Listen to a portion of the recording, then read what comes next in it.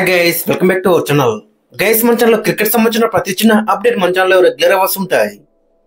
ఇంకా మన ఛానల్ని సబ్స్క్రైబ్ చేసుకుంటే గైస్ బటన్ సబ్స్క్రైబ్ చేసుకోండి అండ్ పక్కన బ్లెక్ ని యాక్టివేట్ చేసుకోండి. అండ్ అదే ఇంకా మన వీడియో లైక్ చెప్తే గైస్ బటన్ లైక్ చేసి మన వీడియోకి ఎంటర్ అవుదాం. గైస్ తప్పకుండా లైక్ చేయండి. లైక్ చేస్తే మన వీడియో మార్కెట్ కి ఫాస్ట్ రీచ్ అవుతుంది. అండ్ హైప్ చేయడం కూడా మర్చిపోకండి. ఇక India versus Australia 4th T20 అయ్యి మన టీమిండియా 48 రన్ల తేడాతో అయితే గెలిచింది. అక్కడ మెయిన్ గా చూసుకుంటే శుభ్మన్ గిల్ 46 రన్స్ అయితే స్కోర్ చేసిండు. 39 బాల్స్ లో 170 స్ట్రైక్ రేట్ తోని 4 4 1 6. అభిషేక్ శర్మ 28 కొట్టిండు. ఓపెనింగ్ లో మంచి స్టాండ్ వచ్చిందని చెప్పుకోవచ్చు. టాస్ గెలిచి ఆస్ట్రేలియా కెప్టెన్ అక్కడ ఫస్ట్ ఫీల్డింగ్ అయితే తీసుకున్నాడు. సో ఇక మన టీంలో బ్యాట్స్మెన్స్ అక్కడ చూసుకుంటే మరి ఇద్దరు కూడా మంచిగా స్టార్ట్ దొరికింది. బట్ స్ట్రైక్ రేట్ చూసుకుంటే కొంచెం తక్కువ ఉందని చెప్పుకోవచ్చు అక్కడ. బట్ పిచ్ కూడా బ్యాటింగ్ కి అంత హెల్ప్ అయితే లేదు. అభిషేక్ శర్మ 133 స్ట్రైక్ రేట్ తోని 28 రన్స్ అయితే స్కోర్ చేసిండు. 3 4 1 6. శుభ్మన్ గిల్ అక్కడ చూసుకుంటే 46 రన్స్ అయితే స్కోర్ చేసిండు. 39 బాల్స్ లో 4 4 1 6 117 స్ట్రైక్ రేట్ తోని. శివన్ దుబన్ ఇక్కడ నెంబర్ లో పంపించిండు. మరి ఇక్కడ శివన్ దుబన్ ఎందుకు పంపించారు? ఆల్రెడీ అక్కడ సూర్యకుమార్ అయితే రన్స్ లేవు. అతను నెంబర్ లో వస్తే బెటర్ అయితే ఉండేది. మీకు లెఫ్ట్ రైట్ కాంబినేషన్ కావాలనుకుంటే ఇట్ట తిలక్ వర్మ కూడా ఒక ఆప్షన్ అయితే ఉండేది. తిలక్ వర్మకి అక్కడ మరి పర్మనెంట్ ప్లేస్ అయితే లేదు. ఒకసారి 3లో వస్తున్నాడు, ఒకసారి 4లో వస్తున్నాడు, ఒకసారి 5లో వస్తున్నాడు. సో అతనికి పర్మనెంట్ ప్లేస్ అయితే దొరుకుతలేదు. గత ఏషియా కప్ ఫైనల్లో ఒంటి చేత మ్యాచ్ గెలిపించిన ప్లేయర్కే అక్కడ పర్మనెంట్ ప్లేస్ అయితే దొరుకుతలేదు. సో ఆ విధంగా అవుతుంది అక్కడ సిచ్యువేషన్ వచ్చేసి. ఇంకా శివన్ దుబే వచ్చింది. మరి ఎంత కొట్టిండు? 22 కొట్టిండు 18 బాల్లో. ఒక 4 1 6 కొట్టిండు. 122 స్ట్రైక్ రేట్తోని. చాలా అంచనా డిసప్పాయింట్మెంట్ అయితే చేసిండు అక్కడ శివన్ దుబే. ఇక తర్వాత నెంబర్ 4 వచ్చిన సూర్యకుమార్ యాదవ్ 20 కొట్టిండు 10 బాల్లో. 2 6 కొట్టిండు 200 స్ట్రైక్ రేట్తోని. ఇక తర్వాత తిలక్ వర్మ, జితేష్ శర్మ, వాషింగ్టన్ సుందర్ కొంచెం డిసప్పాయింట్ అయితే చేసిండు.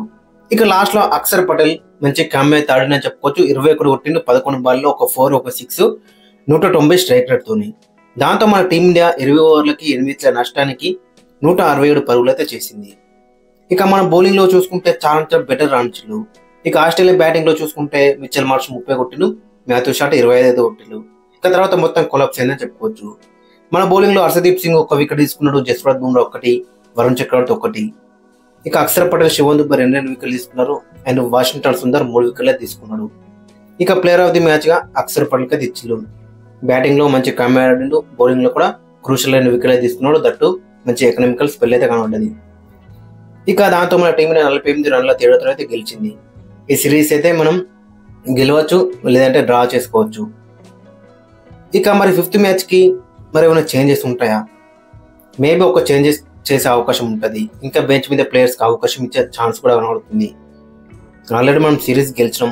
బెంచ్ మీద ఉన్న ప్లేయర్స్ కూడా చాలా మంచి ప్లేయర్స్ అని చెప్పుకోవచ్చు. వాళ్ళకు ఛాన్స్ ఇచ్చినా కానీ వాళ్ళు కూడా మ్యాచెస్ గెలిపించే సత్తా వాళ్ళ దగ్గర ఉందని చెప్పుకోవచ్చు. ఒక్కసారి మనం ప్లేయింగ్ లో అక్కడ చూసుకుంటే నెక్స్ట్ మ్యాచ్ కి అభిషేక్ శర్మ అండ్ శుభ్మన్ గిల్ ఓపెనింగ్ లో బరిలోకి దిగుతారు. 3లో సూర్యకుమార్ యాదవ్, 4లో తిలక్ వర్మ, 5లో జితేష్ శర్మ, 6లో Nitish Kumar Reddy in place of Shivam Dube, 7లో అక్షర్ పటేల్, 8లో వాషింగ్టన్ సుందర్, 9లో హర్షదీప్ సింగ్, 10లో జస్ప్రీత్ బుమ్రా అండ్ 11లో వరుణ్ చక్రవర్తి.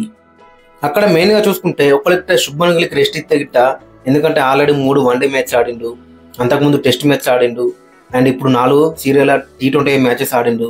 ఇంకా ఇంకొక 1 వీక్ తర్వాత టెస్ట్ మ్యాచ్ కూడా ఉన్నాయి ఒకటి. మరి అతనికి ఏమైనా రెస్ట్ ఇచ్చి సంజు శాంసన్ ని ఓపెనర్ గా చూసే అవకాశం కూడా మనకైతే కనబడుతుంది. అండ్ రింకు సింగ్ అక్కడ గత ఏషియా కప్ ఫైనల్లో మనం చూసినాగా ఫైనల్ మ్యాచ్ లో ప్లేయింగ్ లెవెల్ అయితే ఉన్నాడు. బట్ ఈ లాస్ట్ 4 మ్యాచ్ లో ప్లేయింగ్ లెవెల్ అయితే లేడు. ఒకటి అతనికి ఛాన్స్ ఇవ్వాలనుకుంటే ఇట్లా సుందర్ ప్లేస్ లో అతనికి ఛాన్స్ రావచ్చు. అండ్ నితీష్ కుమార్ రెడ్డి శివన్ దుబే ప్లేస్ లో రావచ్చు. ఈ 3 మార్పులు చేసే అవకాశం అయితే మనకైతే కనబడుతుంది. గైస్, మరి మీరేమంటున్నారో ఖచ్చితంగా కింద కామెంట్స్ అయితే మెన్షన్ చేయండి. అండ్ మీ యొక్క ప్లేయింగ్ లెవెల్ కూడా కింద కామెంట్స్ అయితే మెన్షన్ చేయండి.